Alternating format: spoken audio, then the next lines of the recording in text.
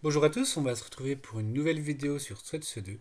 Aujourd'hui, on va parler des radio-boutons après avoir parlé justement des listes déroulantes dans la vidéo précédente.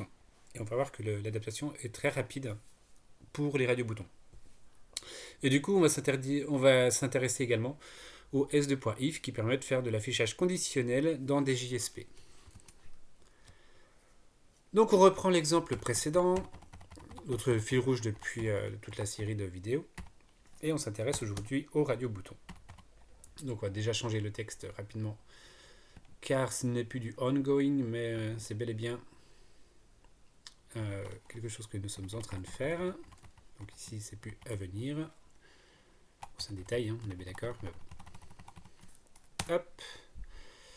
Et nous revenons sur notre JSP. Donc pour faire des radio-boutons, on va refaire exactement la même chose. Le but du jeu, ça va être d'afficher nos chevaux les uns derrière les autres avec un petit radio-bouton devant chaque cheval. Et du coup, on va pouvoir sélectionner uniquement un seul cheval parmi tous. Alors, pour faire ceci, très simple, CTRL-C, CTRL-V. On a la même chose, c'est un formulaire dont l'action va être la récupération d'un cheval. Mais au lieu d'avoir un S2.select, on a juste un S2.radio. Et il s'avère en fait que le fonctionnement est exactement le même. Vous allez vérifier ceci directement.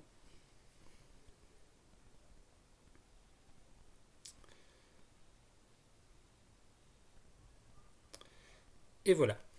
Donc on se retrouve avec nos radio-boutons. On se rend compte effectivement que les valeurs affichées ici sont celles qu'on a customisées comme pour le S2.select.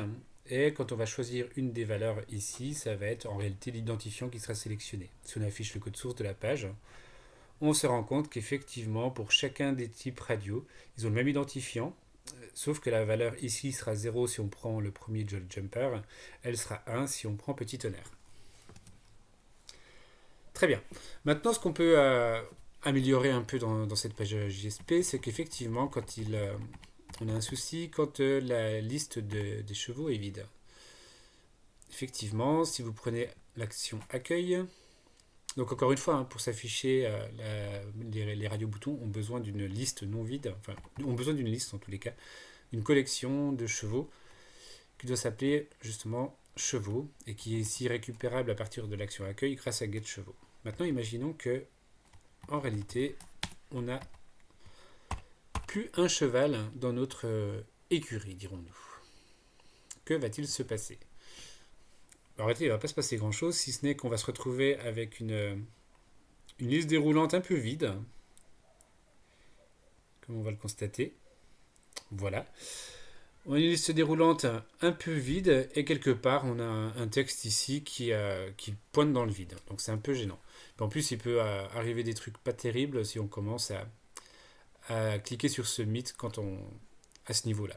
Donc pour changer tout cela, on va simplement ajouter une petite condition qui sera la suivante.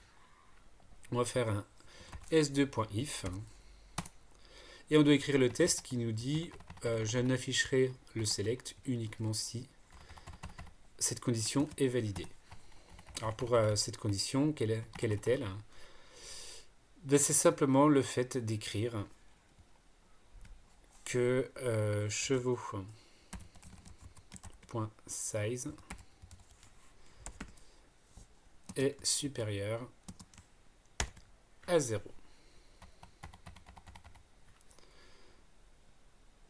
Hop. Et dans le cas contraire, on fera un s2.else et on affichera s2.text. Alors je crois que j'ai déjà un texte qui apparaît ici. Je l'ai mis. Voilà. Aucun cheval n'est présent ici. Donc on va vérifier effectivement que ça change quelque chose ou pas. Vérification.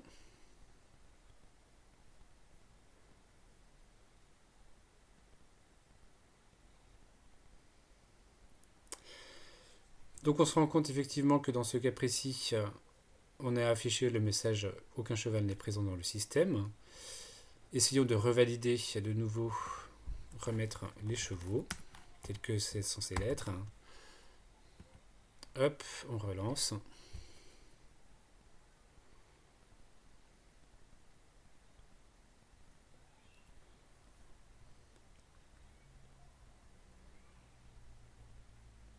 Et voilà. Dans un second temps, maintenant on sait qu'on a au moins un cheval. Et du coup, nos selects réapparaît. Donc on peut faire exactement la même chose pour nos radio-boutons, évidemment. Donc on reprend ceci, la même condition. Hop, CTRL V. On va juste mettre un peu en forme. Slash s2.if. Et on reprend le même s2.else. Donc grosso modo, hein, le s2.if et s2.else, ils vont ensemble. Et le else est exécuté uniquement si le if n'est pas satisfait, effectivement. Là, je vous apprends pas grand-chose sur l'algorithmique de base.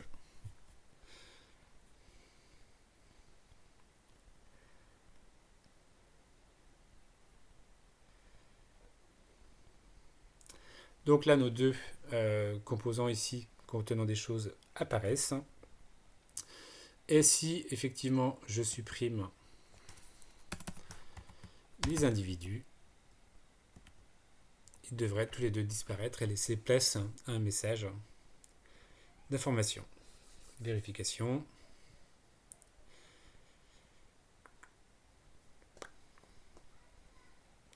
Et voilà. Donc c'était pour juste vous montrer un nouveau composant qui n'apporte pas vraiment de difficulté à partir du moment où on maîtrise déjà le s2.select. On a juste vu aujourd'hui en plus le s2.if qui nous permet justement de faire des affichages un peu customisés sur nos JSP en fonction d'une condition satisfaite ou non.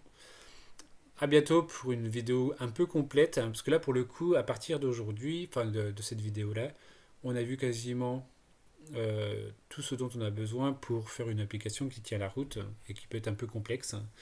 Après, évidemment, il y a beaucoup de composants qu'on peut manipuler en plus, mais en gros, quand on a compris déjà tout ceci, le reste ne demande pas un effort particulier. A bientôt pour la dernière vidéo de la série en Struts. Ciao!